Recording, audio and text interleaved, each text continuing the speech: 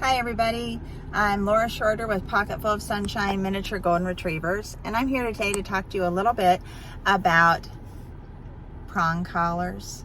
So the topic just came up for me. A family has a 1-year-old miniature golden retriever, so he's a puppy and he is active. I would say miniature golden retrievers aren't as active as other breeds anyway, so I would say he's like a medium high activity dog compared to other breeds, and he is confident. He's not afraid of things. He loves to go out and do things. He loves to see people. He loves to chase squirrels. He loves other dogs.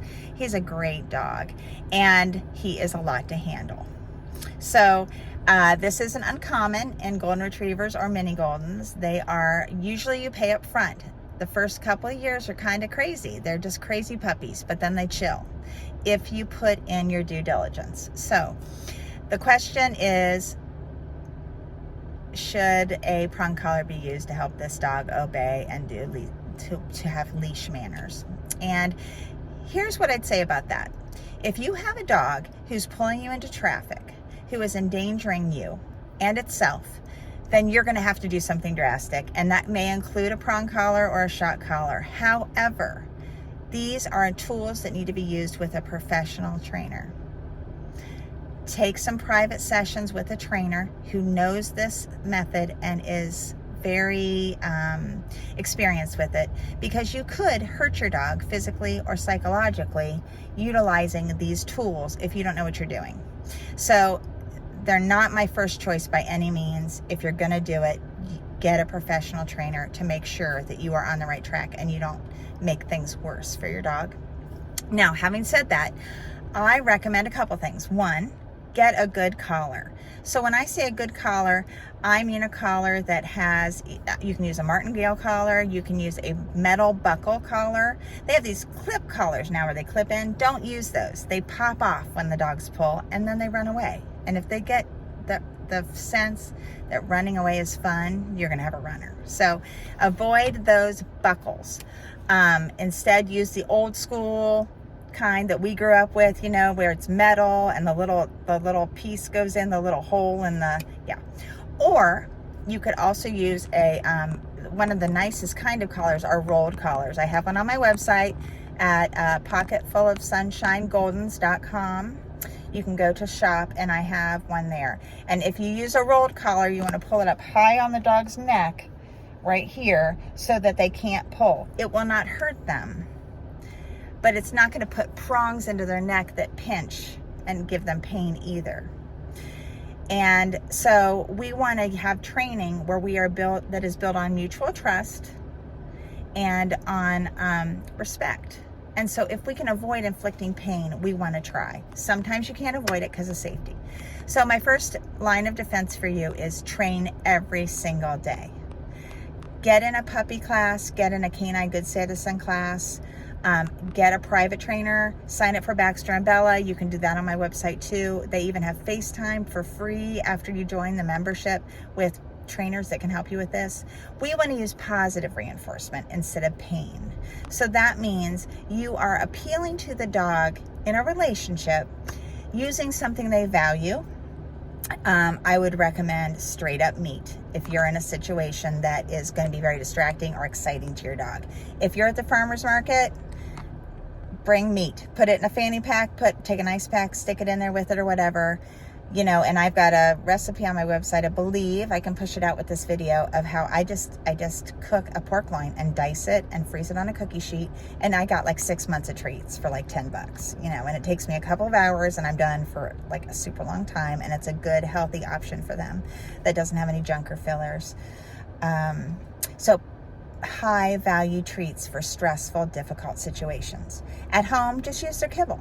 When you're training at home and it isn't a high distractible area, use their kibble. That's great for them anyway. Take that out of their daily allotment so they don't gain too much weight.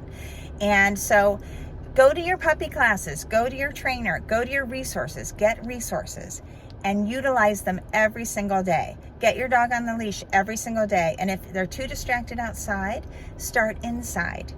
Until they can walk inside without pulling you, don't take them out for a while. You know, play fetch outside or something. Find some other thing, tug of war or whatever outside, and utilize the walking inside with the proper behavior. They don't get to go outside until they've earned it. And then when you go outside, when they start to pull, you stop and you wait. And then you bring them back to heel. And when they come back to heel, you reward them and praise them. Miniature golden retrievers want more than anything to have your approval. That is what they live for, man. And so that and food. So you want to make sure that you're building that mutual trust and respect on food and consistent training every single day. And it doesn't have to be hours every day. It can be a few minutes here, a few minutes there. It might just be, 5 minutes 3 times a day, morning, noon, and night. Or it might be 15 minutes all at once, whatever you got. Anything you're going to do is better than nothing. But if you don't walk that dog for 3 days and then you slap a collar on him with prongs, how fair is that to the dog? Not really, right? So we got to put the time in. You got to build that mutual trust and respect. They do need limitations and boundaries, absolutely.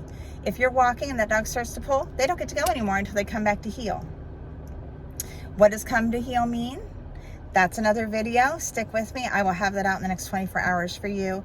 But if you want to learn how to manage your dog, the tools are needed. And I don't mean a special collar. I mean practicing the day in, day out of all these training tools to teach them how to act. That way, when that prong, if you use a prong collar, as soon as the prong collar comes off, they don't know how to act. And there's no reason to bother because they're not getting hurt now. They can do anything they want, right? So we want to give them the best skills to be able to be resilient and do well in life. And the thing is, your average purebred golden retriever is considered a puppy until they're 2 to 3 years old. And I would say what we're seeing with our miniature goldens is about 1.5 years-ish to 2 years. We see a huge difference in how they settle down. So you're not going to have to do this forever. I mean, you always do some maintenance training, but what you're going through with your puppy is going to get better. So if you can pay your dues now, you will have a lifelong different relationship with your dog. So keep these ideas in mind. Feel free to blow up my comments section with any questions you have or your own shared thoughts on how you've been able to have victory with your dog. Follow me for more training tips coming up on this aspect. And just keep the faith. Keep doing what you need to do every day with your dogs. The hard work and investment is going to pay off. I'm Laura Shorter with Pocketful of Sunshine.